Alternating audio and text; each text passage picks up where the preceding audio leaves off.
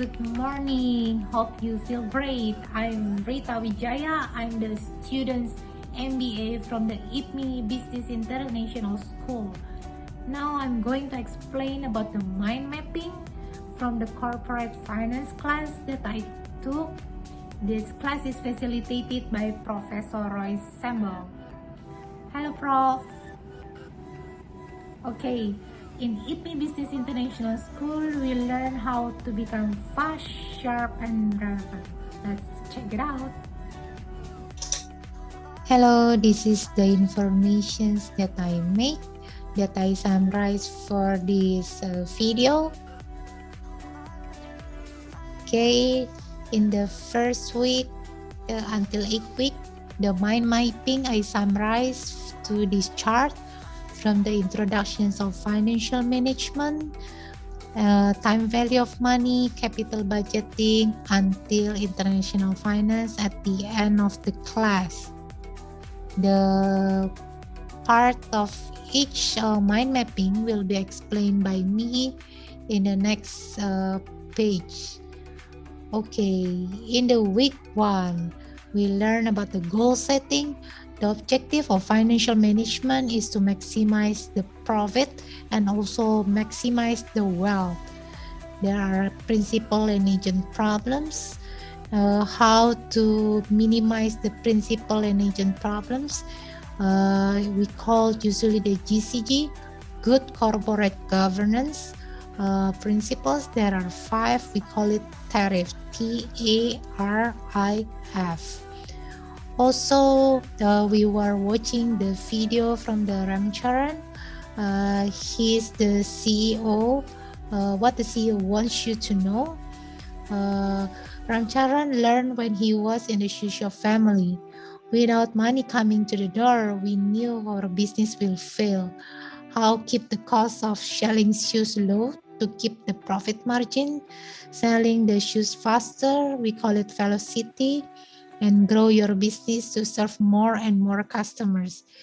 As a company, we also have to understand our customers. We also, in the last week of 1, we learn about double your money with the rule of 72. With the 6% of return, with the 72 rules, we can get the return within the 12 years to double your money. Okay, in the week 2, there are many kinds of investments that we can do, from real estate, stock, bonds, and etc. However, we also have to be careful about the investment fraud. If it's too good to be true, it is never true. Second, we also learn about the time value of money formula. $1 today is worth more than $1 tomorrow. Then from this basic concept, we learn about the present value and future value. We also learn about the capital budgeting. Capital budgeting is the planning process for the investment in the long-term assets. There are certain methods such as payback period and PV, IRR, and PI. Then from these calculations, we decide whether the investment is feasible or to accept or reject. Week 3, we learn about the investment strategy. Please ensure you have this concept. You sell high or buy low, not the other way around. There are a couple of techniques of investment analysis. Is company healthy? Can we invest on this company?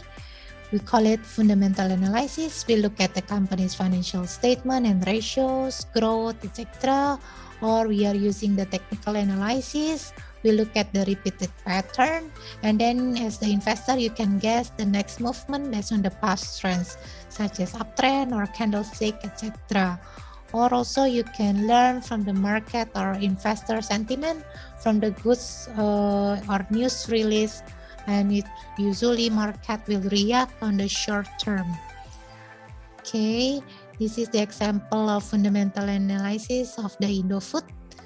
Also, the next one is the technical analysis of the Indofood.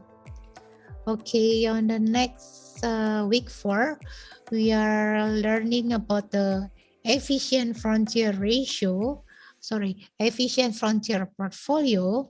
Investor usually expect to have high expected return with the low risk, which it will not happen. You cannot get low risk and high return. The maximum return that you can get is on the line raised on the chart of efficient frontier portfolio. We also learn about the M&M theory, where I explain that the company do the capital structure will not affect to the value of the company. The higher your debt will not increase the value of the company, and also the reversal. This theory is only applicable when the market is very efficient. Last, we also learned about the CAPM, Capital Asset Pricing Model. Here is the formula.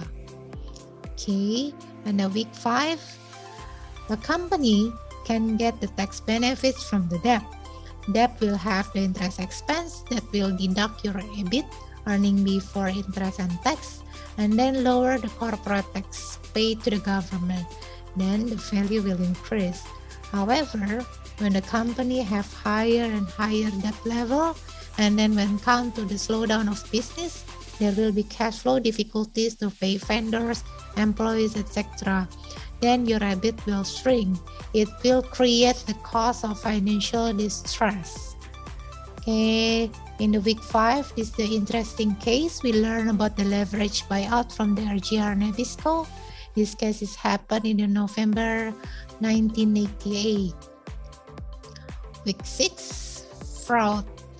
About fraud triangle, statistic of who usually committed on fraud, and also why and how to prevent the fraud.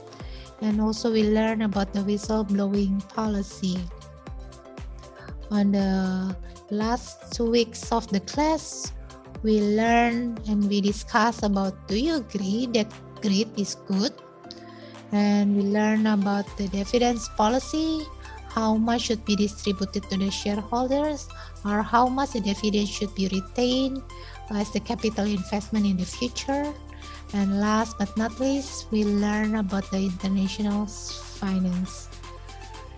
Okay, thank you.